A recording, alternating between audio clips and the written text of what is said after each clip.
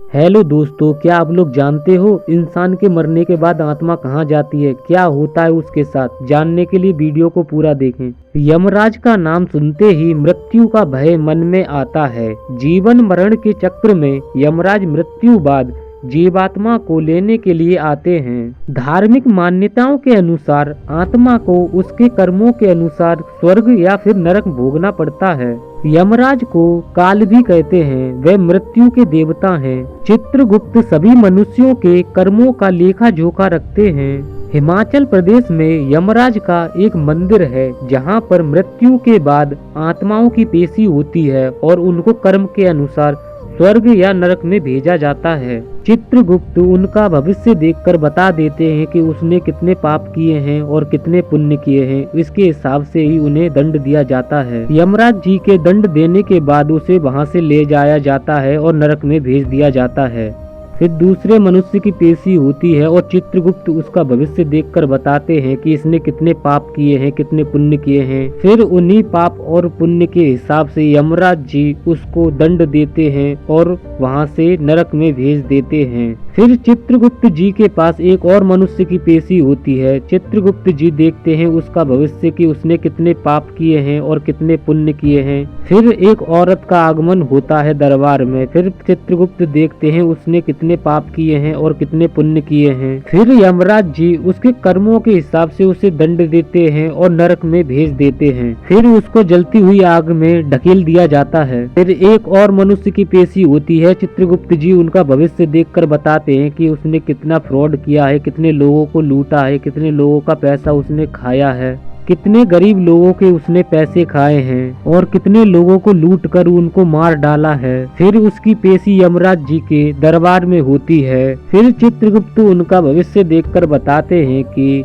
इस मनुष्य ने कितने पाप किए हैं, कितने लोगों को जलाकर मारा है, कितने लोगों का पैसा खाया है। फिर यमराज जी उसे दंड देते हैं और जलती हुई आग में फेंक देते हैं। वो आत्मा नरक के लावा में गिरती है और रोने लगती है, बचाओ बचाओ चिल्लाती है, लेकिन वहाँ पर कोई उसे बचाता नहीं है। वहाँ पर बहुत सारे लोग चीख रहे थे, चिल्ला रहे थे, रो रहे थे, बचाओ मुझे बचाओ, इस आग से बचाओ, लेकिन वहाँ पर उनकी आवाज सुनने वाला वहाँ पर कोई भी नहीं था। और उन जलने वाले लोगों का मांस वहाँ पर कीड़े मकोड़े खा रहे थे।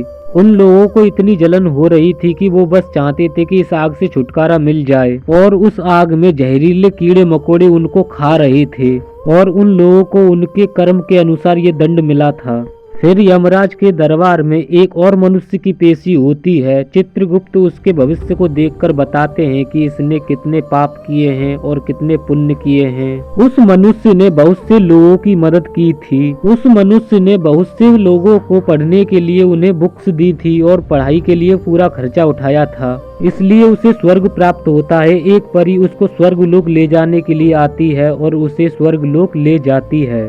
और स्वर्ग लोक बहुत ही ज्यादा सुंदर था। वहाँ पर परियां लोगों के साथ खेल रही थी, उड़ रही थी। वहाँ का वातावरण इतना सुंदर था कि कोई भी मनुष्य उसका वर्णन नहीं कर सकता। स्वर्ग लोक उन्हीं मनुष्यों को प्राप्त होता है जो अच्छे कर्म करते हैं, लोगों की मदद करते हैं। स्वर्ग लोक पहुँचना हर मनुष्य की ख्वाहिश होती है कि मैं मरने के बाद स्वर्ग लोक जाऊं, लेकिन मनुष्य ये नहीं जानता कि अच्छे कर्म करने से ही स्वर्ग लोक प्राप्त होता है। स्वर्ग लोक या देवलोक हिंदी मान्यता के अनुसार ब्रह्मांड के उस स्थान को कहते हैं जहां हिंदू देवी देवताओं का वास होता है। स्वर्ग लोक जाने वाली आत्माओं को वो सारी इच्छाएं पूरी होती हैं जो वह चाहती हैं। वहां पर आत्माएं बहुत ही सुखी जीवन व्यतीत करती हैं और वहां से जाने का नाम नहीं लेती हैं। तो दोस्तों, आप लोगों को पता चल गया होगा कि नरक में कौन जाता है और स्वर्ग में कौन जाता है। ये दोनों कर्मों पर निर्भर करती हैं। अच्छे कर्म करने वाला स्वर्ग में जाता है और बुरे कर्म करने वाला नरक में जाता है। तो दोस्तों, अगर ये जानकारी आपको अच्छी लगे तो लाइक एंड सब्सक्राइब और बेल आइकन को दबाना ना भूले। मिलते हैं नेक्स्ट वीडियो में, तब तक के लिए जय हिंद भाइयों।